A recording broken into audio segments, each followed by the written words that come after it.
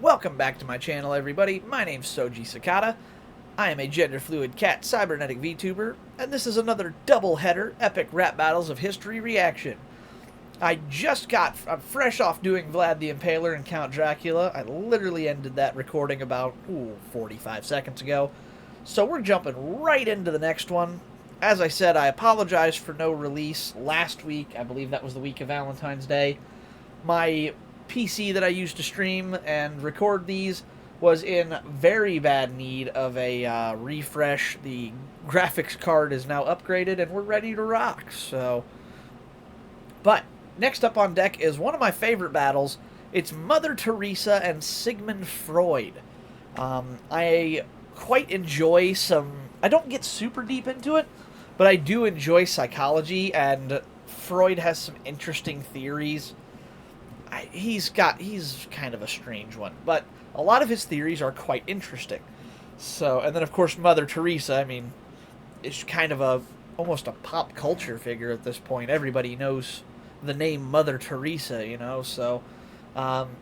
Between the two of them, and very opposite sides of the coin, the very religious side versus the very like science-y brain side and theoretics and stuff. Not necessarily all true, but I like the disparity of one person who's very much religious and one person who is very much not. That makes for a fun battle. So let's get into it. Mother Teresa, Sigmund Freud. Let's go. Love this beat. So much bounce. Also, great casting choice with her. I don't know who it is that they've got playing Mother Teresa. If you told me it was the real Mother Teresa, I would believe she would look like I mean, in your head, you think little old lady nun. I mean, great job, you nailed it. And again, with Sigmund Freud, I would think old guy, kind of like corduroy-looking suit, with a pocket watch, the scruffy beard, like the round glass. Yeah, that's amazing casting. Let's roll it back and start it from the beginning because I want to enjoy the absolute bounce that is this beat. I really want to rap on a beat like this someday. This is so much fun. Ow. Such a groove. Mother Teresa, for short, called me MT. I'm a missionary of charity, MC. Please strike like Adidas, and I'm doing it for Jesus. The one woman on the MC. Already starting off strong with the Nun DMC, and of course playing off of the famous group Run DMC. Was there a tricky reference in here that I missed? No, there was not. But for short, call me MT. I'm a missionary of charity MC. So, of course, MC, Master of Ceremonies, but she's a missionary of charity MC. So I love that flip on MC. That's some fun wordplay there. 3 stripes. Is that something? I'm not sure what the reference to the 3 stripes like Adidas is. Of course, Adidas I know has 3 stripes. I notice on her outfit there are 3 blue stripes. Anytime there's blue, it's always in stripes of 3. Maybe that's a missionary or religious thing? Somebody have to let me know what the significance of the 3 blue stripes is. As somebody who doesn't have a whole lot of religious experience with any real religion, if I'm honest. Why'd I say it that way? I don't really have any experience with any religion in general, is what I wanted to say there. I just don't know much about any of them. So somebody will have to let me know in the comments what the significance of that is. Get my words all screwed up tonight. But I do love the Nun DMC. I love that line. I got the peace prize, but I'm not friendly. You're over 13 as a nominee. I got lines like the DMV, and B&B takes bowls, but I ain't got no DMV. I paused it too soon. I love that line. That is one of Mother Teresa's best schemes. She's got a Nobel Peace Prize, But she's not going to be friendly on this. And I love how she comes away with that. Like, I got a peace prize, but I'm not for friendly. And oh, by the way, you're 0-13 as a nominee for the Nobel Peace Prize. So she's like, just absolutely flexing on him with, of course, one of the highest honors you can be bestowed on in the world with a Nobel Peace Prize. So that's a really good flex. And then how does she follow that up? Like the DMV. Oh, that's it. I got, again, the lines thing. I'm guessing that's the lines on her outfit, like the 3 stripes she mentioned. Somebody's going to have to let me know on that one. But she's got those lines, just like the DMV, the Department of Motor Vehicles, because every time you go to get license plates or your license renewed, there's a line and you have to wait like a freaking hour and a half. It's the worst. I hate getting my plates every year. Such a pain. But yeah, so referencing the lines like the DMV, I love that. And being me takes balls, of course, the metaphorical, you gotta have balls to do this or whatever. Balls, but I ain't got no DNV. I love that, but I ain't got no DNV. So trying to, like, the homophone of DMV with DNV, one of Freud's, most well-known theories of penis envy, where it's one of his theories. I don't know exactly what it was, but it was somewhere along the lines of like all girls have this psychological thing to where they envy the male having the thing that they don't have, which would be the weenie. So that was one of his most popular theories, and she's like, "Look, being me takes balls. But I ain't got DNV. Like, I don't believe in what you're saying. I'm just saying it takes cojones to be like me." I love that.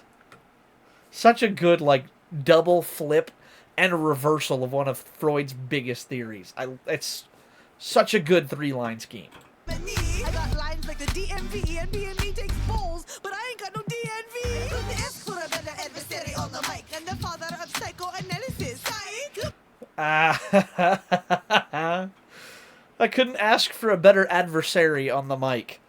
Which, just being like, hey, I got the perfect opponent. The father of psychoanalysis. That's who I'm battling. That's perfect. Psych! It's such an un-Mother Teresa thing to do. But rapping is such an un-Mother Teresa thing to do. So I love how she comes out with that. She's like, just that such a trolly way to be like, yeah, I don't want to be battling you. You ain't the guy. You ain't that guy.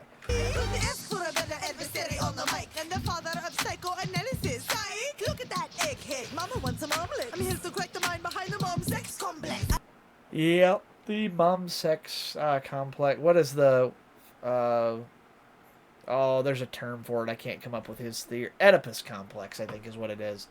He was a very big... I think it's the Oedipus complex that he's a very big purveyor of, that pretty much every boy wants to marry their mother. Which, ew, no. I do love my mom a lot, but not like that. No. Mama Cicada and I do get along quite well, but no, just ew. So I love that, she's poking him at him like that with the, what was it? Look at that egghead. I'm guessing because he's bald, and she's gonna crack him, because Mama wants some omelets, playing off the egghead bar. It's just it's a surface level one, but it's a kind of fun play on egghead that I haven't heard before, so I like that. I was when she said egghead, I kind of was hoping for some subliminal hint to like a Sonic reference, but at the same time, I don't know it would have made any sense. So I like the omelet line. It works good. I gave food, bed, medicine, and showers to those whose flesh leprosy had devoured. Your legacy is people who are mad at their parents complaining on the couch for $200 an hour. Yeah. She's spitting facts. I mean, pretty much she did. She gave food, bed, medicine, and showers to people who needed it. And, Freud basically just led to the creation of therapy, which, I mean, both helpful in their own rights, But yeah, therapy is extremely overpriced and expensive. Don't get me wrong, it's not easy, but I shouldn't say overpriced. It's extremely expensive and inaccessible to a lot of people. So I like the jab. Not just saying your legacy is people who are mad at their parents complaining on the couch. She adds for $200 an hour. She's like, you're charging people to talk their problems out with them. Like, I was actually helping people in real life. I love that flex. It's a really good comeback. Let's see what Freud's got. Jokes I can make about your looks abundant, your chastity vow redundant. But that's enough about Mary B. Let's turn to my favorite subject, me. Already starting off strong, of course. Jokes I can make about your looks abundant. So he's like, yeah, you're calling did he? Yeah, because she's calling him bald and egghead, and he's like, oh, okay, you're gonna call me names about my appearance.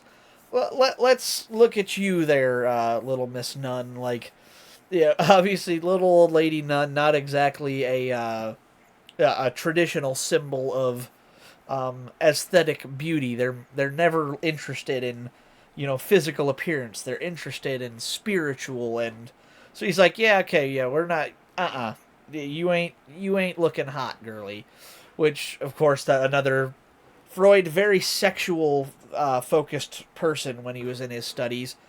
Most of his theories revolved around sex, so he's going to be looking at, sex, attraction, and all the things that play into that. So it's a very Freud thing to do. I like how he comes out the gate. It's in character for him. And your chastity vow redundant. So he's like, yeah, you so ugly, ain't nobody gonna wanna get with you anyways. So your vow of chastity really was kind of pointless, because nobody's gonna get with that. Like, nah, not happening. That's enough about Mary B, which I'm guessing was her real name. Let's turn to my favorite subject, me.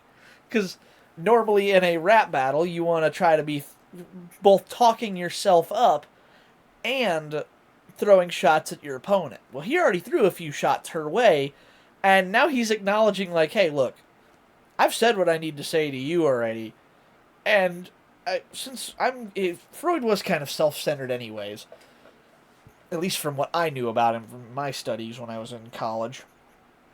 She's like, yeah, we're going to go back to what I'm best at, talking about me. So he's almost flexing on himself there by like, yeah, okay, I threw a couple ugly bars your way at you. I really don't need to throw much more. Like, again, that's a flex. Whoops, too far. Redundant, but that's enough about Mary B. Let's turn to my favorite subject, me. I got mouth cancer, wasn't feeling so hot. Had the doc put me down with a morphine shot. Thank imaginary God I wasn't in one of your beds. You'd have just sprinkled magic water on my forehead. Yeah, that's a very, again, a Freud thing to do for sure. So yeah, that is true. He died of cancer. Actually, not of cancer. He had mouth cancer, and he actually had somebody give him a lethal injection of morphine so that he went out on his own terms.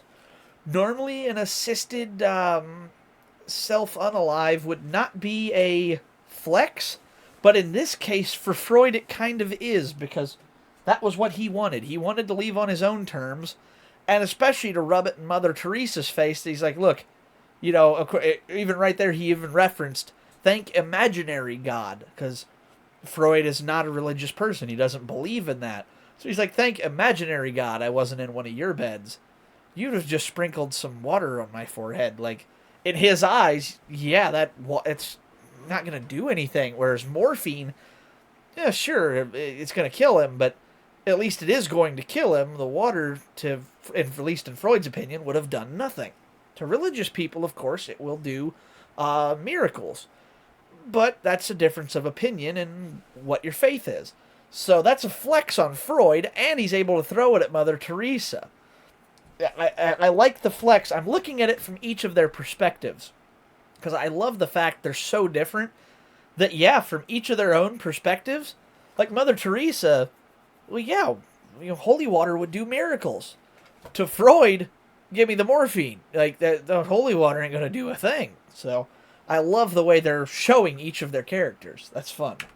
Thank imaginary God I wasn't in one of your beds. You'd have just sprinkled magic water on my forehead. I help people live, you watch people die, to get souls for a man in the sky. You took credits that you didn't deserve. You're the biggest sister act since Whoopi Goldberg. I forgot about that line. Whoopi Goldberg, yeah.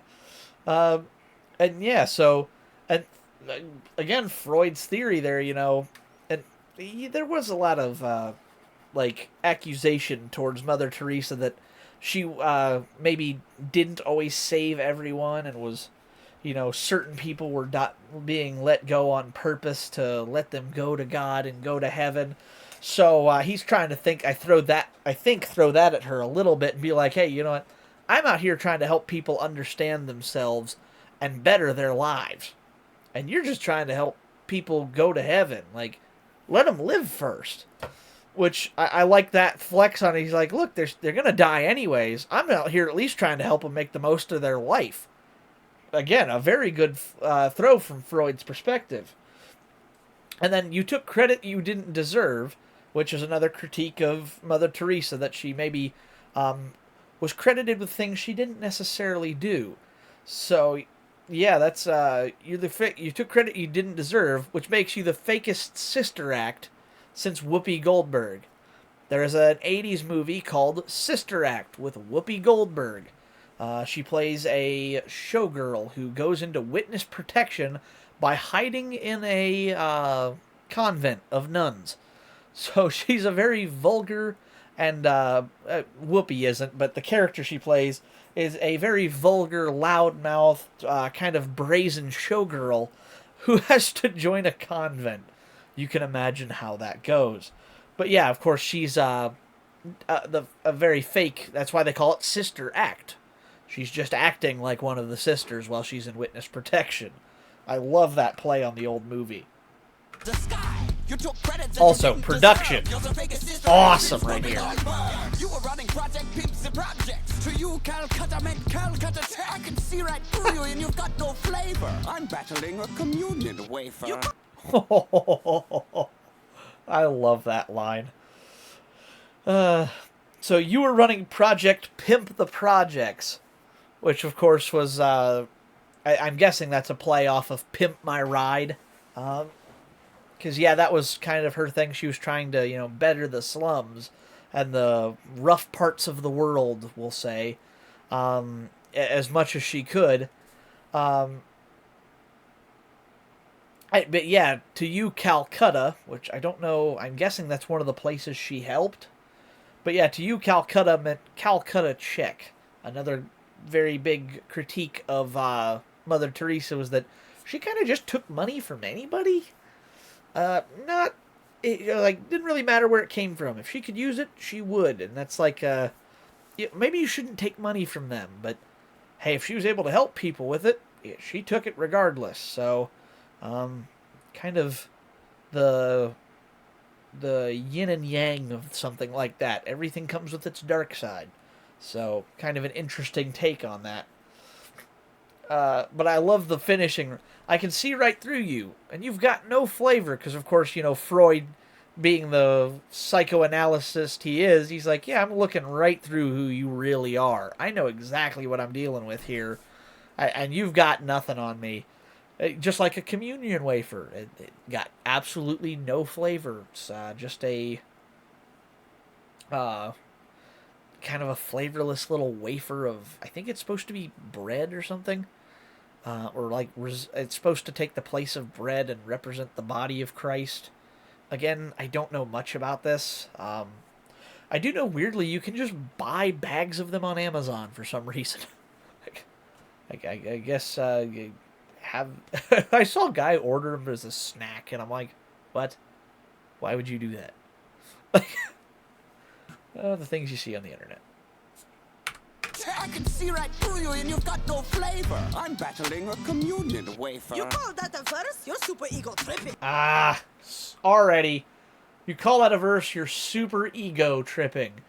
One of Freud's main theories is also the, it's like the three versions of the personality.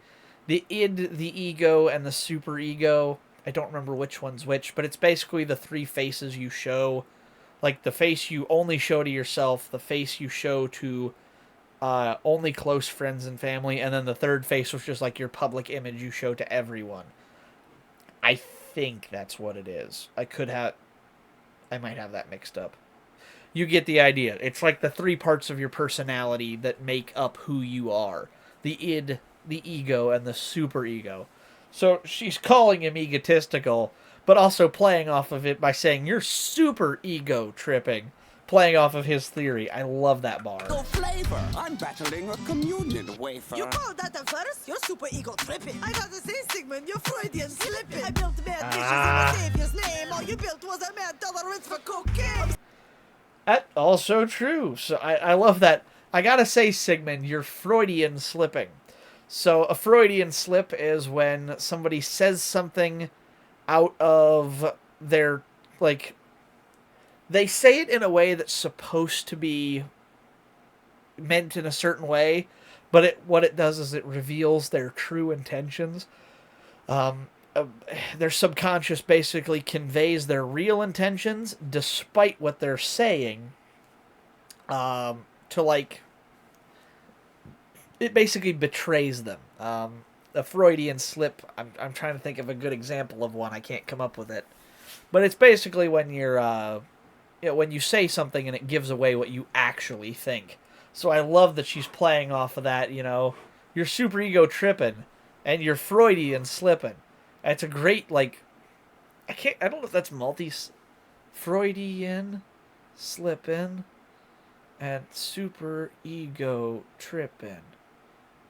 That might be a multi-syllabic rhyme.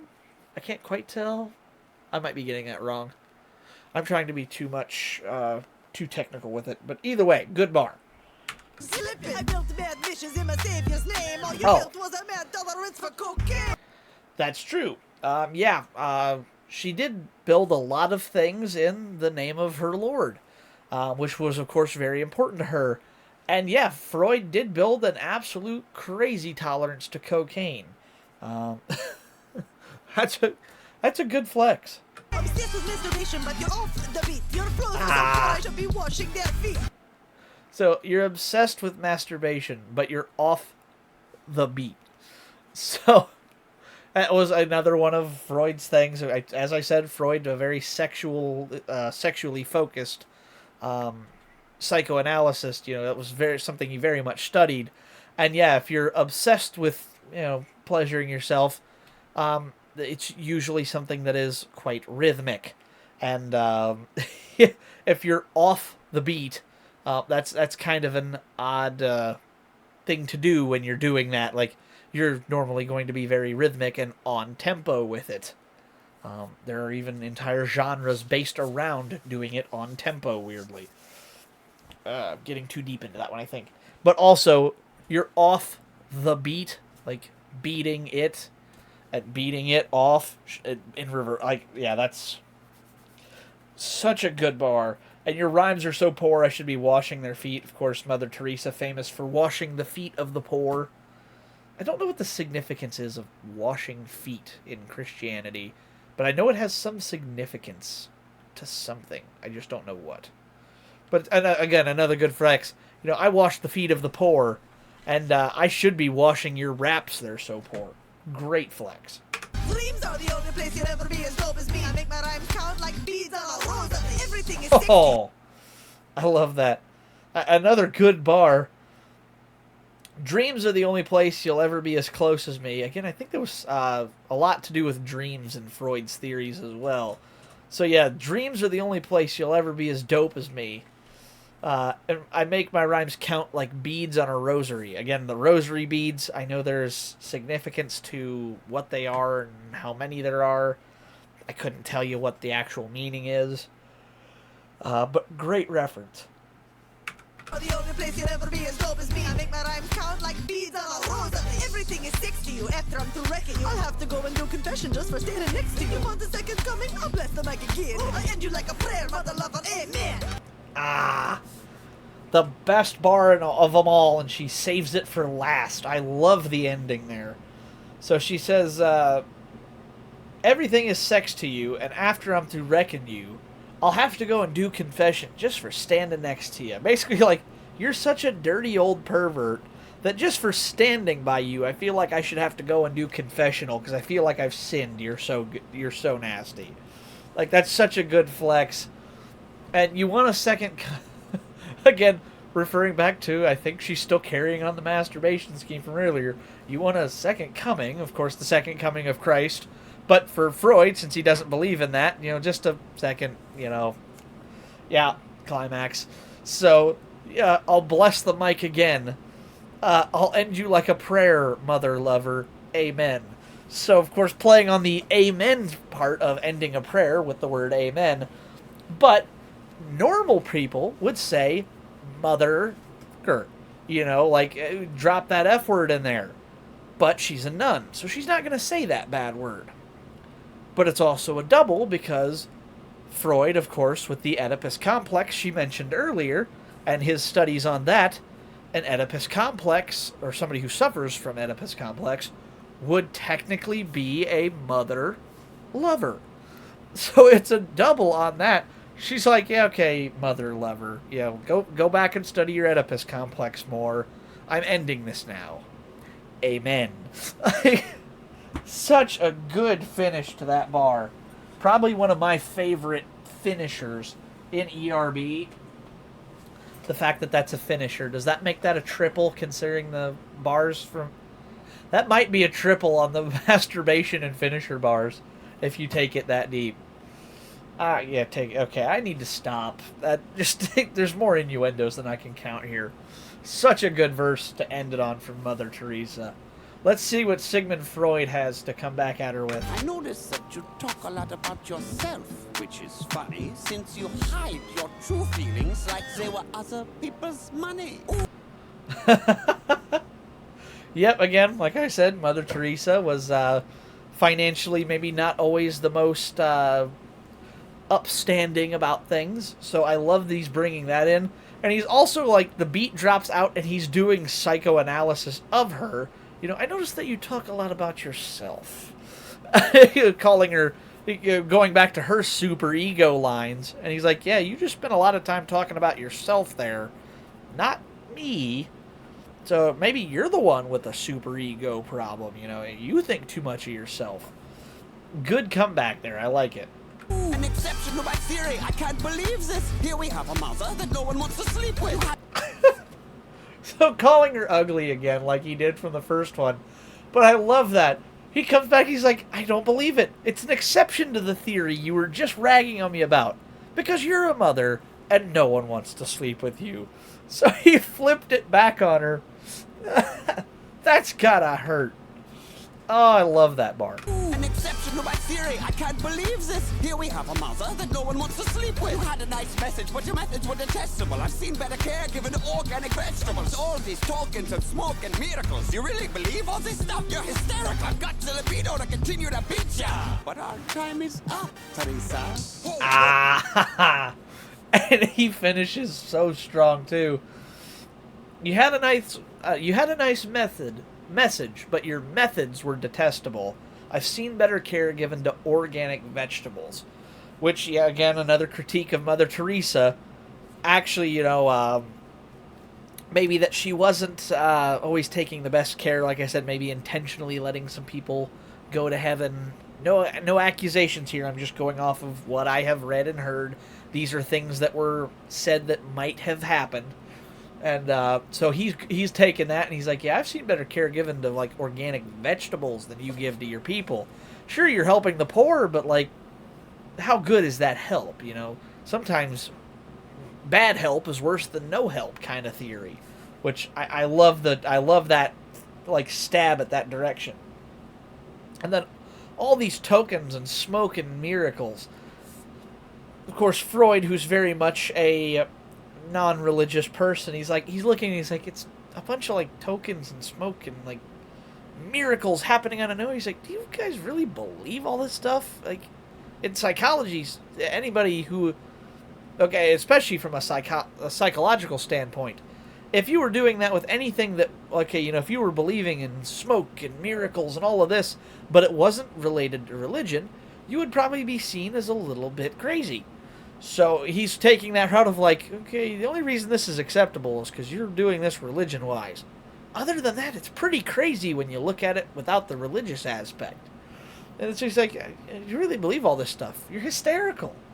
And then I love he's air humping the air as he comes in off screen. I've got the libido, of course, libido being sexual drive, to continue to beat you, playing off of the bars she had from earlier. And then he immediately stops, just like a therapist would in real life.